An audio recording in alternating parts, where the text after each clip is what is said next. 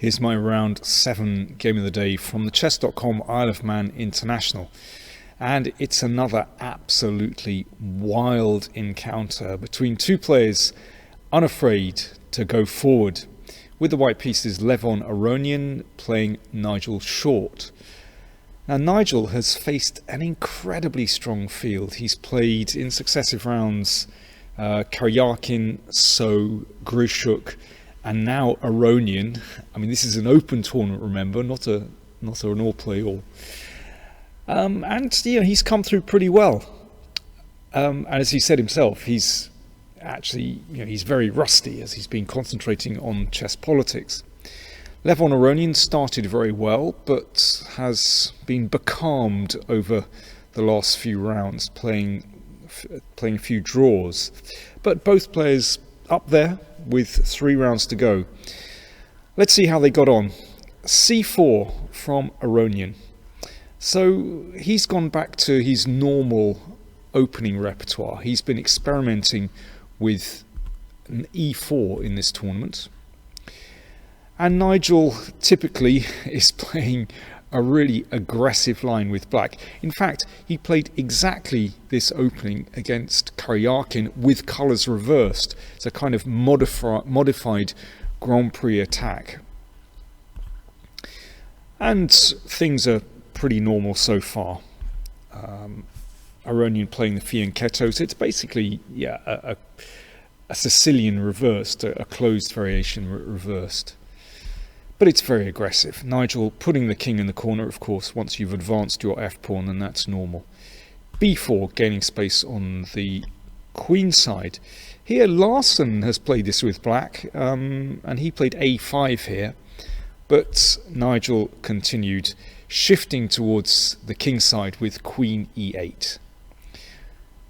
Bishop g5, an interesting move. I mean, the bishop might exchange itself off on f6 and maybe knight d5 at some point. But, well, anyway, Nigel believed him and covered the knight on f6 with its brother on the other side of the board. So rook c1, yeah, all pretty normal so far. Here's an interesting moment. After h6, Levon didn't bother taking on f6, but simply came back to d2. So, well, it's a moot point whether the pawn on h6 is useful or not. It could be that this creates weaknesses later on, not only on g6, but on f5 as well. In any case, Nigel thought that he would use this kind of extra move, and he went for g5. Somehow, no surprise there. Nigel is a very straightforward and an aggressive player. Checkmate ends the game. That's what he's going for. But of course, with every pawn advance, it creates weaknesses behind the pawn. Let's bear that in mind in this game. Knight e2 from Aronian. Good move. I mean, very often black will want to move forward with f4 to open up the f-file and this diagonal, so the knight just lends more support for the f4 square, preventing that.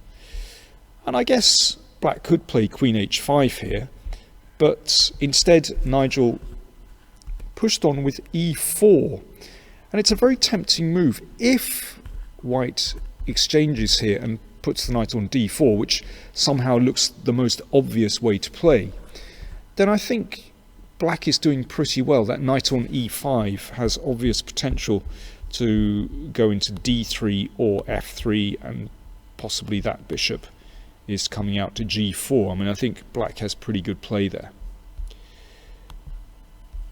But this next move of Aronian's is very impressive. He played knight e1. I would say that's not an obvious move, but this is an excellent move. The knight looks pretty ugly on e1 because obviously it's breaking the communication here on the back rank between the heavy pieces, but it fulfills such an important function, covering not only the d3 square but obviously the f3 square as well. And that's very important for when black's knight hops into e5. Now, the other point of playing knight e2 earlier was to give the bishop a square on the long diagonal, and considering that black has played g5, then the bishop sits here, whoops, I've misfired, sits here beautifully opposite the king. When we were looking at this during the game in our live commentary, I have to say I really liked Levon's position here. Instinctively, you know, I love these kind of counter-attacking positions, and I feel, well, although black is attacking, whose king is actually safer here? Seems to me that white's king is safer. You see this so often in the Sicilian, where, you know, the pawns, the G and F pawns, are launched forward, but actually it creates weaknesses behind it. Nevertheless, very, very double-edged situation still. If the king removes itself from the long diagonal, then c5 starts to undermine the knight on e5. So Nigel continued with g4, and I mean, it's obvious this is a critical move because the knight is now ready to hop into f3. And now Aronian took. Now knight takes, bishop a1, and doesn't look very good for black because the knight comes in, and somehow it's not easy to see how black makes any more progress. So pawn takes. Notice that Aronian only took once the pawn came to g4, so that the bishop obviously can't move to g4, which would really be menacing. And the knight came into f4. So this knight finds an absolutely beautiful square on f4 that really solidifies the king side and, well, looms over into black's position as well. But this is why Nigel, of course, advanced the g-pawn so that he could throw his knight into f3, and this is incredibly dangerous. And I think this is another really important moment in the game where white has a very difficult choice. What's interesting is that Aronian thought for just about a minute on this move. I think I would look at this position during a game and probably agonize as to which is the best way to meet knight f3. In fact, during the game I was thinking that king h1 might be quite a cool move, just to leave options open for white. Interestingly, this move, knight takes, looks absolutely horrendous considering that the bishop is trapped in on h1. However, it's not that stupid, because once the queen comes out to c2 or d3, then there are threats on the king side. The rooks can come into the middle, and at some moment it might be possible to undermine the pawn on g4 with h3, and because that would obviously invite h5 to be played, but it's not clear that black will be able to withstand this attack, so that's also possible. But as I said, after about a minute's thought, Levon simply exchanged off with the bishop, and I think this is the mark of a really strong player, that they're decisive. They know exactly what they want from a position and are very practical at the same time. And Levon had clearly thought this through and was clear in his own mind about which road to take. Now, if e takes, then that opens up this diagonal. This looks very good for white. So g takes. Now, at first glance, this looks really scary. And again, I think that's what's so impressive about Aronian's judgment here, is that he was prepared to go for this very quickly. It looks frightening to expose these light squares when there's a pawn on f3, but in fact that knight on e1, which looks dreadful but actually is a kind of insurance policy against this line, and of course there's also the knight on f4 covering h3 and g2 as well. But still, it looks slightly odd, and particularly when Levon played queen c2, and it means this knight has no decent square. But he played these moves so quickly, and in fact his judgment was absolutely spot on. Well, first of all, there's a threat to play queen takes pawn, exploiting the pin on this long diagonal. So king g8. If bishop f5, now we can see some of the method behind this. Knight takes f3, and that exploits the pin. So actually this knight on e1 is not just a dead piece, actually, as we're going to see. King g8, stepping out of the pin. And now rook d1. Very simple play from Aronian. So he's threatening to take on f6, and either the d pawn or the e pawn will drop. They're both attacked by the queen and the rook, and this is the problem. Basically, short can't hold this central position together. It's still absolutely unclear, actually, but anyway, this is white's plan.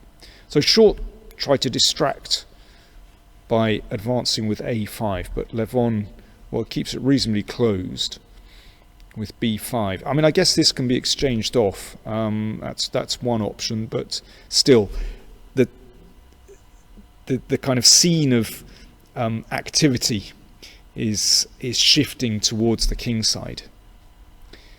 a4 played, and Aronian took on f6, and it's actually very hard to defend against this.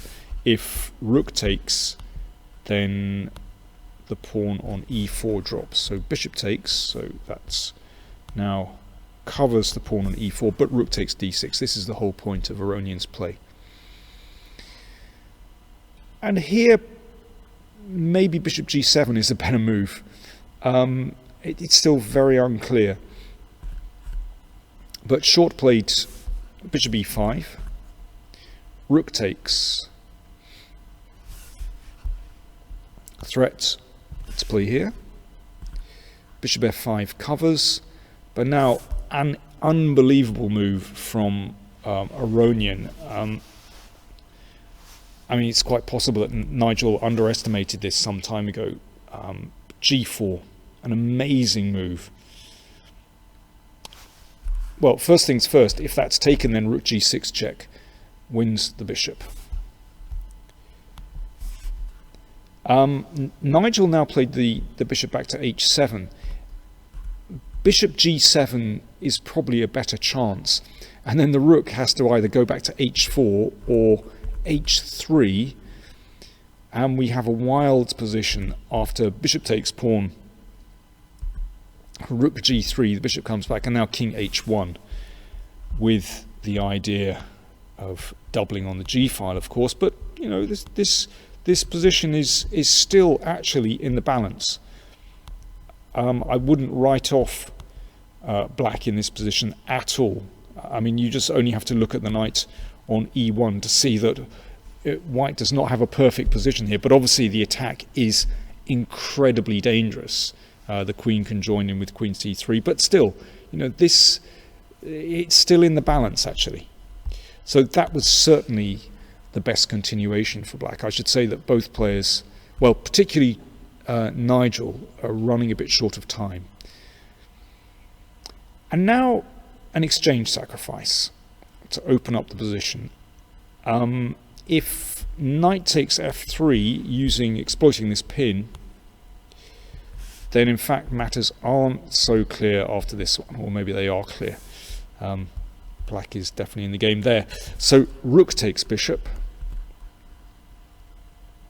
king takes, and queen e4 check, and this removes all those pawns. I mean, it's very tempting to play like this. Well, in some ways quite an obvious continuation, removing all the pawn cover from the king. So if we look at the material count now, white has knight and 4 pawns for a rook, and this is basically decisive. And notice white's king absolutely safe in this position. Compare it with black's king. This is the problem. One slip in these kind of positions where you rush your pawns forward and it all looks pretty nasty. Now, at this point, Levon had, a time advantage. Nigel was down on the clock. So that added to his woes as well. I mean, probably Levon could have been a little bit more efficient, excuse me, finishing the game, but still, there was no real drama over these final few moves. Keeping the pieces on the board is obviously desirable for white. And finally, Levon coordinates. Yeah, you want to keep the queen and the rook on the board to hassle the king. I think black's only chance here would be to trade off queens and rooks and somehow use the lone rook to get at the a pawn. But of course Levon is very, very careful. And over these next couple of moves, he achieves full coordination. There we go. I think he's back on track now once everything is in the middle, coordinated, and he can turn his attention to the king. Here we go, knight f5. It really is absolutely hopeless now. And that was the final move of the game. Nigel had enough here, quite understandably. Let's just show what would happen if king takes. In fact, very simple. White can just take that rook. And this is an absolutely hopeless endgame. At some moment, white is going to arrange a queen swap, and that'll be that. Fascinating encounter. I mean, if I'm going to pick out a couple of really important moments in this game where Aronian just played very carefully. One is back here after e4 when he played knight e1. I would say not an obvious move. Maybe with hindsight it is, but knight e1, excellent move. And the other moment here where very quickly he decided that bishop takes was the move, and that gave white a really strong initiative. So just 2 rounds to go here at the chess.com Isle of Man International, and if I look at the top scores, in fact the top 3 boards, the leaders all drew yesterday, and that means that we have an absolute pile-up. There are now 7 players who are sharing the lead. Maxime Vachier-Lagrave plays against Wang Hao in round 8. Arkady Naiditch plays against Hikaru Nakamura. Now that's going to be a fascinating game because both players are so ambitious, so optimistic when they play. And then we have Wojtaszek against Adams. Michael Adams won a beautiful endgame against Gupta. And Jeffrey Xiong, who drew against Nakamura and was actually pressing there. And he plays Vladimir Kramnik, who's only on 5 points. All those other 7 have 5.5. And there's a whole chasing pack of players on 5 points. Kramnik, Giri, Anand, and Aronian, for example. So this tournament with 2 rounds to go is still absolutely wide open. If you're not a subscriber, then do click on the button free to subscribe, and do check out the tournament playlist. You'll find it up there. And if you'd like to support the channel on patreon.com PowerPlayChess, please have a look and enjoy the rewards. Thanks for watching.